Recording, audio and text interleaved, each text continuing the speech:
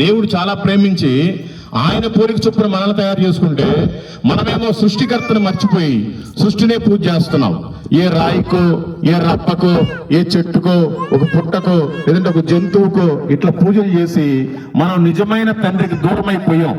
అందుకని మనం చేసిన పాపాల నిమిత్తం మనం కొన్ని కోళ్ళు, మేకపోతులు, పొట్టేళ్ళు, గొర్రెలు, కొన్ని చోట్ల దున్నపోతులు, ఎద్దులు కూడా తీసుకెళ్లి ఒక చెట్టు దగ్గర, ఒక గుడి దగ్గర మనం చేసిన పాపాలు పోవటానికి వాటిని బలిచ్చేస్తున్నాం. నోరు లేని జంతువుల్ని బలిచ్చి నా పాపం పోయిందని మనం పండగ చేసుకుంటున్నాం. దానివల్ల పాపం పోదండి. ఎందుకంటే మన పాపం పోవాలి అంటే రక్త ప్రోక్షణ జరగాలి, కరెక్టే. కానీ అది ఏ జంతువుల రక్తం అయి ఉండకూడదు. ఏ పాపము లేకుండా ఉండే పరిశుద్ధమైన రక్తం చిందిస్తేనే మానవుడు చేసిన పాపాలన్నీ పోతాయి. అందుకని దేవుడే మానవుడు తప్పిపోయాడు, నేను ఈ ప్రపంచాన్ని పాడు చేద్దాం అనుకుంటున్నాను అని ఒక వ్యక్తిని ఎన్నుకున్నాడండి, నోవాహు అనే వ్యక్తిని. నువ్వు ఓడగట్టు, మంచి ఇన్ని మూరలు ఉండాలి, ఇన్ని పొడవులు ఉండాలి, ఇంత పొడవు ఉండాలి, ఈ నడుపులు వెడల్పు ఉండాలి, అన్ని రెండేసి జంతువుల్ని నీ కుటుంబాన్ని కూడా దాంట్లో ఎక్కించుకో, నేను పెద్ద వర్షాన్ని కురిపిస్తున్నాను, ఈ ప్రపంచాన్ని నాశనం చేస్తున్నానని దేవుడు నోవాహు అనే అతనికి చెప్పినప్పుడు అతను పడవ కట్టుకోవడానికి కొన్ని నెలలు టైం పట్టిందండి. అందరూ నవ్వుతా ఉన్నారు, ఈ పడవ ఎందుకు కూడా కట్టుకుంటున్నావు ఏంటి అని. అయ్యా, దేవుడు ఈ ప్రపంచాన్ని పాడు చేయబోతున్నాడు, అందుకనే నీ ఓడను కడుతున్నాను, మీరంతా కూడా రండి, మన ఊరు అందరి కోసం నేను ఈ ఓడ కడుతున్నానంటే అందరూ హేళన చేసి నవ్వారు. 40 రోజులు రాత్రింబావులు వర్షం వచ్చింది, మొత్తం ప్రపంచం అంతా కొట్టుకొని పోయింది. ఎవరైతే ఈ పడవ ఎక్కారో వాళ్ళు మాత్రమే మిగిలారు. సరే, ఆ తర్వాత కూడా మళ్ళీ మానవుడు దేవుడికి దూరంగా బ్రతుకుతూ మొత్తం పాడైపోయాడండి.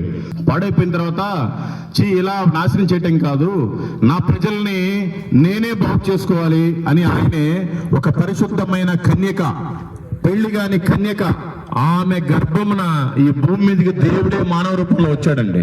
చూడండి, దేవుడేమో నోటి మాటతోటే సమస్తాన్ని కలుగు చేశాడు, కానీ మానవుడు చేసిన పాపాలు తీర్చడానికి ఆయనే మానవ రూపంలో దిగొచ్చాడు పరలోకం నుంచి భూమి మీదకి. మరియా అనే ఆవిడ ద్వారా ఈ లోకంలో పుట్టి 33.5 సంవత్సరాలు మీలాగే నాలాగే బ్రతికడండి దేవుడు కూడా. ఆయన మన పాపాల నిమిత్తం ఇలా జరగాలని ప్రణాళిక. బైబిల్ గ్రంథంలో ఎన్నో ప్రవచనాలు ఉన్నాయి. ఈ ప్రవచనాలు ఏం చెప్తున్నాయంటే మానవుడిగా పుట్టాలి పరిశుద్ధమైన వ్యక్తి, మానవుడు చేసిన పాపాల నిమిత్తం దేవుడే ప్రాణం పెట్టాలి అని కొన్ని ప్రవచనాలు ఉన్నాయి. కాబట్టి దాని ప్రకారం వచ్చి 33.5 సంవత్సరాలు ఈ భూమి మీద బ్రతికి మన కోసమే దెబ్బలు తిన్నాడండి, మన కోసమే ఉమ్మించుకున్నాడు. ఎవరో దేవాది దేవుడు. దేనికి అలా జరగాలి ప్రణాళిక. ఆయన్ని ఎన్నో కొరడా దెబ్బలు కొట్టారు, కాళ్ళతో తన్నారు, చేతులతో గుద్దారు, పిడిగుద్దులు. ఆఖరికి తీసుకుపోయి కలవరి సిలువలు ఆయనకి సిలువ వేశారండి. కలవరి కొండ మీద సిలువ తయారు చేసి దానికి 3 మేకలు కొట్టేసి 2 చేతులకి 2 కాళ్ళకి ఆయన్ని ప్రాణం పోయేదాకా బల్లం పెట్టి కూడా పొడిచారండి.